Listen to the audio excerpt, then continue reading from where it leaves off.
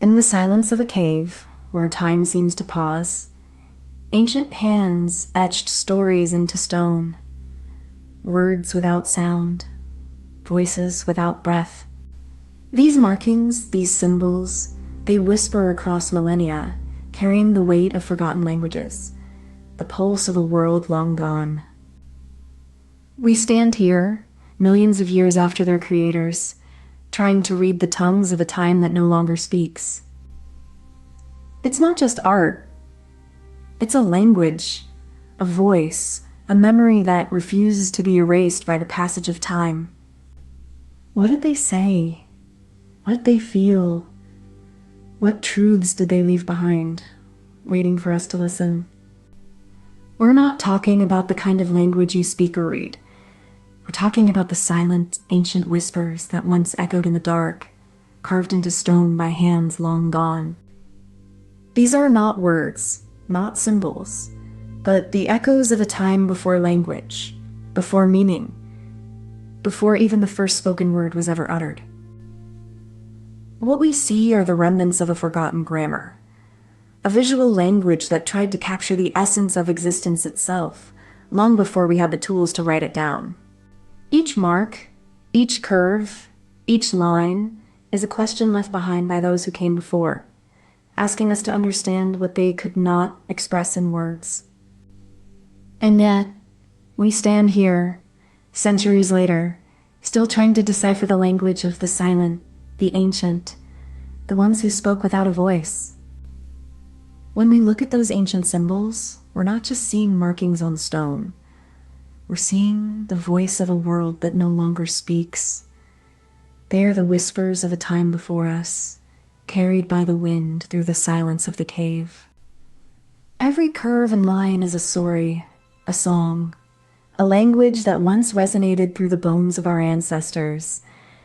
These are not just drawings. They are the first words of humanity, carved into the very earth itself. We may not understand them, but they speak to us in ways we can't yet name. They remind us that we are not the first, and that the past is not so distant that it cannot touch us now. In those symbols, there is a quiet power, a kind of truth that lingers in the silence between the lines. They are a bridge, though we may not know how to cross it yet. So even if you don't care about history, you should care about these words. They are the roots of who we are, and they are still trying to tell us something. We began in the dark, where the first hands pressed into stone, leaving silent messages in a language older than memory.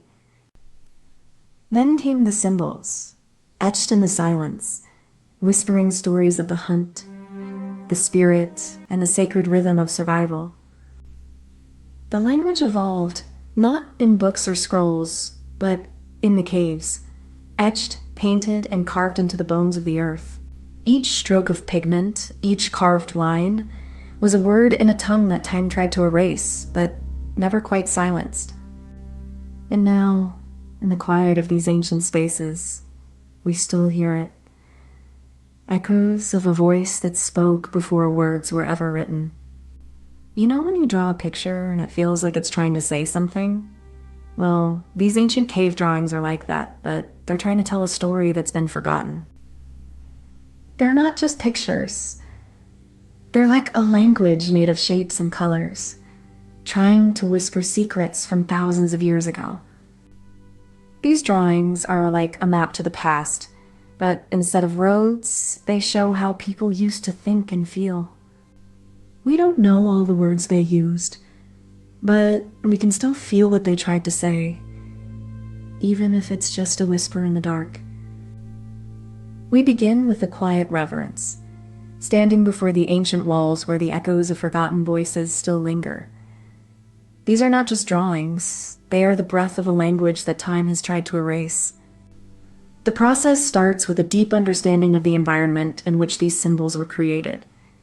Each cave holds its own story, shaped by the hands of those who once lived here, breathing life into stone.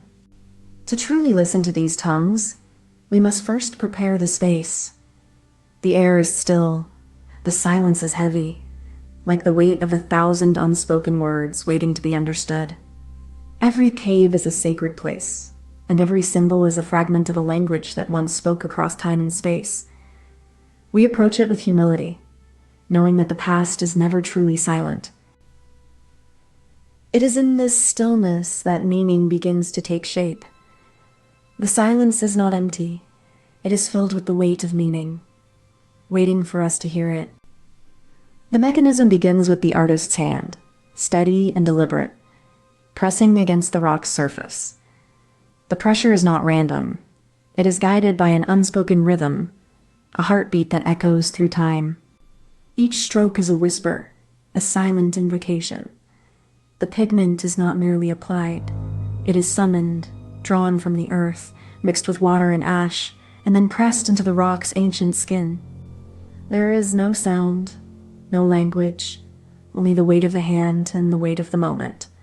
The artist does not speak, but the cave listens, holding the shape of the gesture as if it were a word.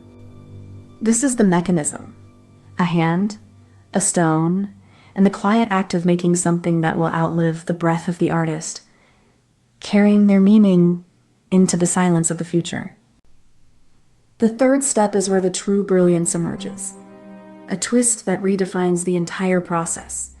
It's not just about seeing the shapes, but about understanding their meaning in a way that transcends time.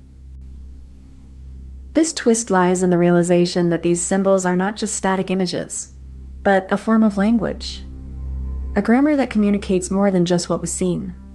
This step is where the past speaks to the present, where the silence of the stone is broken by the resonance of human expression. It's not just about deciphering the past. It's about listening to the voices of those who came before and finding a way to speak back in kind. This is how the tongues of ancient languages and cave art work, not through sound, but through meaning, shaped by time and alive in the quiet space between stone and soul. Beneath the surface of these ancient symbols lies a rhythm of discovery, a science that listens to the echoes of time. Through the lens of archaeology, we trace the pulse of human expression, a heartbeat that has long since faded from memory. The science of these tongues is not just in what they say, but in how they were made. The pressure, the stroke, the intent of the hand. In every groove and etch, there is a story waiting to be read. Not in words, but in the weight of a gesture, the echo of a voice long gone. We are not just observers of this science. We are inheritors of a language that was never spoken, but always felt. Imagine a language that only speaks through the shape of a rock, the curve of a wall, the whisper of a breath in stone. These are not symbols, but the echoes of a voice long since turned to dust.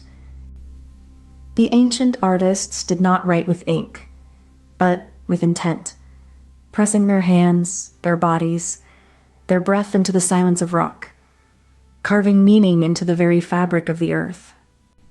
These carvings are not just art. They are the oldest voices of a people who spoke in silence, who carved their thoughts into the bones of the earth, leaving behind a language that only the earth remembers. In these silent tongues of stone, we hear the echoes of a world that once spoke, not with words, but with hands, with breath, with the weight of a moment pressed into eternity. Before you go, if you enjoyed this, please give it a like and subscribe so you don't miss the next one. And tell us in the comments what you'd like us to make next. We read every single one. Thank you so much for watching. Comment this emoji if you made it to the end.